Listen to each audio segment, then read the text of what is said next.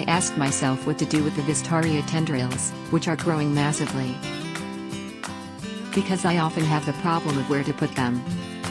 Cut the wisteria free of leaves and work with it immediately after cutting, only then will the rods be flexible. In the next few days your rods would break. Braid the first few rows together. This will make the diameter of the wreath.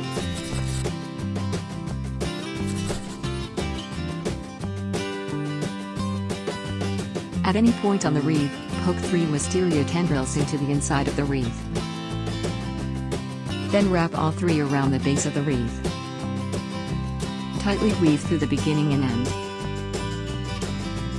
Finish by repinning the ends at any point on the finished wreath. Finally, let the wreath dry. The wreath can be used as a decoration or as a base for further creations.